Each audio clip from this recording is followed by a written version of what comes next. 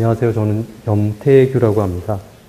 저는 총점으로 치면은 아주 경제적으로 평균의 커트라인에 딱 걸려서 가까스로 합격은 했습니다. 저는 좀 공부한 지는 한 1년 5개월 정도 됐고요. 그 다음에 사실 시작한 거는 저는 좀 오래됐습니다.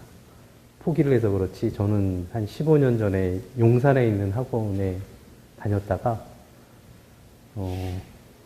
그때는 뭐 지금의 이 강의실에 거의 2배, 3배 정도 되는 것 같았고, 너무 답답하고 이 막대한 양과 사회 초년병 시절에 시간이 없어서 뭐 포기를 했다가, 한 1년 전쯤에 다시 한번 제 길이 아니라고 생각했다가 한번 해보고 싶은 생각이 들어서 했고요.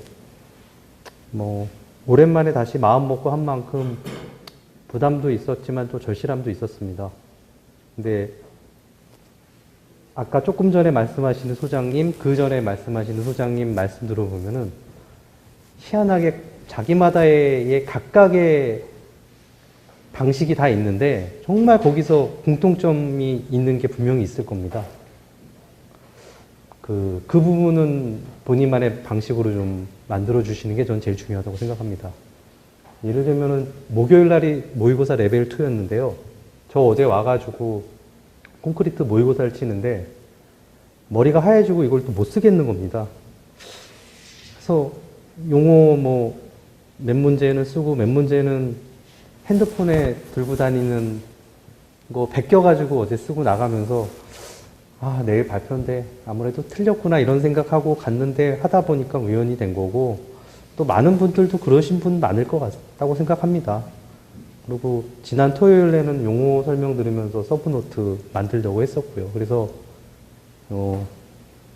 저도 이거 조금 시작하다가 포기하기도 했었고, 그 다음에 지금도 저도 사실은 서브노트를 만드는 과정이고 공부량 아직 차지도 않았습니다. 근데 말씀하신 것 중에 저도 되게 공통점 느끼는 게, 저는 고득점으로 합격하신 잘된 서브노트를 보려고 노력했습니다. 쓰는 시간이 사실 없어가지고 낮에 근무해야 하니까 3개월 만에 합격하신 분도 있겠지만은 저는 그게 참 그런 소리 듣는 게 제일 짜증났습니다. 제 입장에서는. 그렇게 베이스가 훌륭하지도 않고 그럴 시간도 없고요. 일반적이지는 않은 것 같고요. 그렇다고 그렇게 충실하지도 않은 것 같고, 그래서 분야별로만 조금 말씀드리자면은, 저도 저는 제가 만든 서브노트는 쓰레기라고 생각합니다. 지금도. 많이 옛날보다 나아지긴 했지만 차라리 잘 된 인문문을 포맷을 보고 거기에 맞춰가는 게 훨씬 맞다고 생각합니다.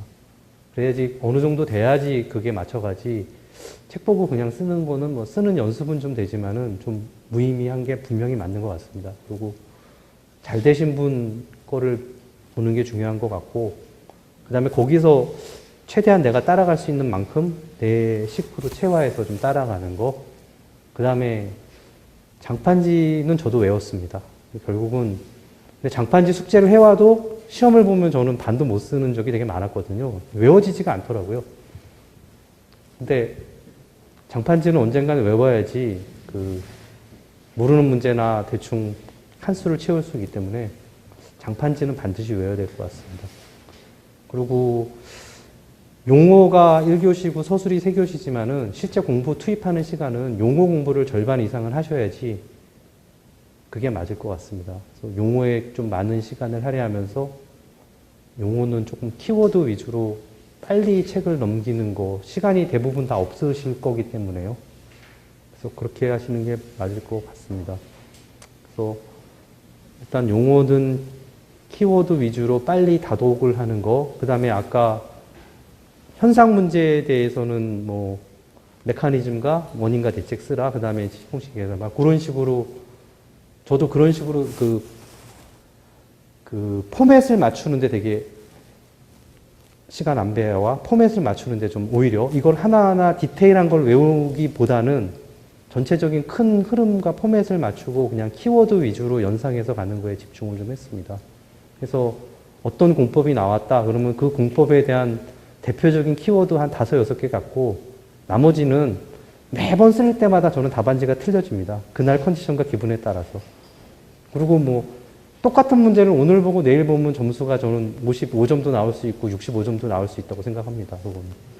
그래서 키워드 몇 개 갖고 그거를 여러 개 보는 게 훨씬 낫다고 생각합니다. 그리고 공통점으로 학원에서 맨 마지막에 예상 기출 문제 나오는 거, 나머지 다 포기하고 그것만 저는 봐도 된다고 생각합니다. 그리고 이번 시험에 혹시 안 됐더라도 그걸 갖고 또 다음 시험에 가서 준비하면 해야 될 게 훨씬 줄어들고 하니까 그리고 지금 레벨 1이면은 70문제 하셨을 텐데요. 70문제가 뭐 대부분 그림도에서 나온 거고 서술 문제는 대부분 거기가 예상 문제에 또 많이 겹칩니다. 그러니까 지금 70문제 뽑으신 거 뭐 한 3문제에서 뭐 5문제씩 하셨을 텐데 본인 하신 문제 외에 그거 그냥 눈에만 발라놓고 한 번씩 써보는 연습하시는 거 그 정도가 제일 맞으실 것 같습니다.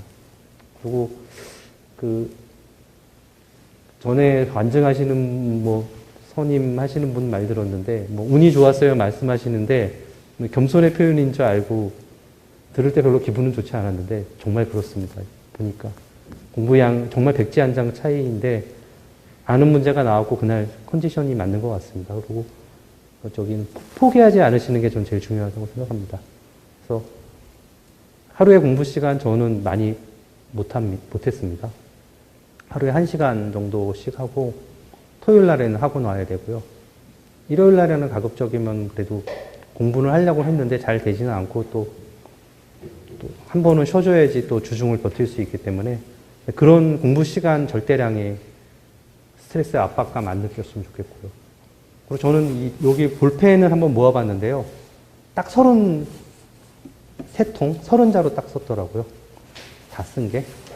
뭐 시간으로 얼마나 됐는지 모르겠지만은 그 정도 기간 공부했습니다. 이상입니다.